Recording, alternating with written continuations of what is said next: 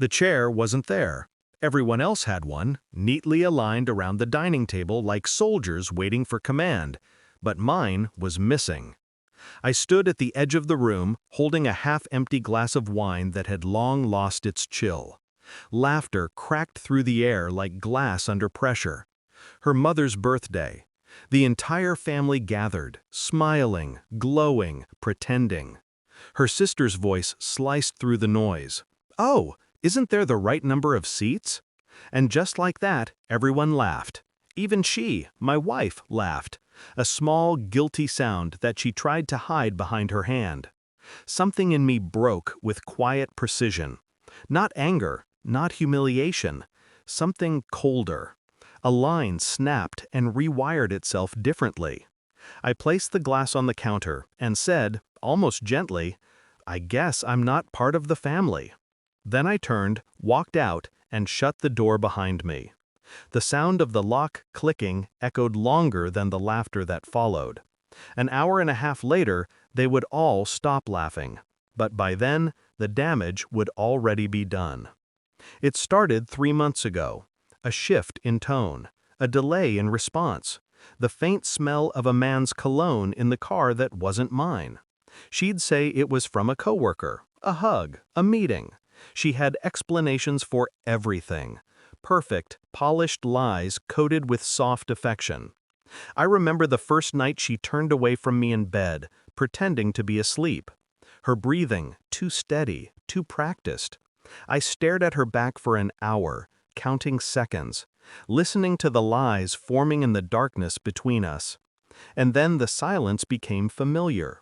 It grew between us, fed by her laughter when she thought I wasn't listening, the way her phone tilted away whenever I entered the room, the sudden habit of showering before checking her messages. I told myself it was paranoia, that maybe I was tired. But the human body knows betrayal long before the mind admits it.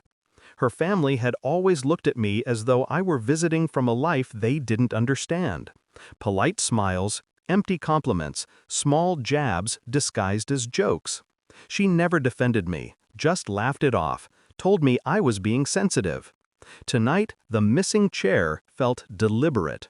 Not an oversight, not a joke, a statement. And I understood then, I was being written out of the picture. Slowly, carefully, mercilessly. I didn't confront her, that's what she expected. Instead, I began to collect silence. Her phone unlocked once when she fell asleep on the couch. A message, "He suspects nothing.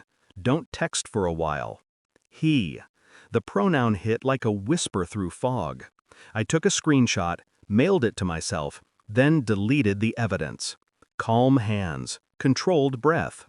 Over the following weeks, I built a pattern. Calls that lasted exactly 11 minutes during lunch breaks. Deleted chat threads that still left traces in backup logs. Receipts for 2 coffees, not 1. And then, the final piece. A photo on her sister's social media. A reflection in the background. His reflection. The same cologne. The same man she once said was just helping with her project. Her sister, the one who laughed the loudest tonight. It all fit too well. The perfect symmetry of betrayal. A wife's infidelity woven into her sister's complicity. I played my part with precision, smiling at breakfast, complimenting her dress, pretending not to notice the small tremors in her voice. I waited, watched, calculated. And I planned something that would cut deeper than confrontation, something quiet, something she wouldn't see coming until the silence around her started to close in. The confirmation arrived in a thin, white envelope. Photographs, time-stamped reports, a recording. She wasn't just having an affair. She was being protected by her family's silence. Every family dinner, every smile, every polite joke, they all knew. I remember sitting in the car, listening to the audio. Her voice soft, intimate. His low laughter. Her whisper, "Don't worry, he won't find out. He's too passive." I smiled at that, a small, bitter smile. When I returned home that night, she was in the kitchen, humming. I placed the envelope on the counter. "Someone sent this to me," I said. Her hands froze mid-motion. Her eyes flicked to the envelope, then to me. "What is it?" she asked. I didn't answer, just watched as she opened it, page by page.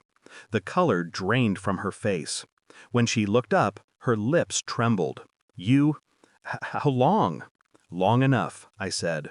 I walked past her, into the hallway, leaving her surrounded by the wreckage of her secrets. At the dinner, I said nothing about the missing chair. That was never the real stage. The real moment came later, when their laughter still lingered in the house and their phones began to buzz one by one. I had scheduled the email an hour before I left the table. Every family member received it at the same time. Photos, messages, recordings, dates, names. No explanation, just evidence. I imagined the sound of forks dropping, chairs scraping, the slow spreading silence as realization took hold. Her sister would look at her, eyes wide with panic. Her mother's birthday cake would sit untouched, candles still burning, wax dripping like seconds dissolving into ruin. She would try to call me, but I had already blocked her. I didn't need to see the fallout. I could already picture it perfectly, the implosion of a carefully constructed lie.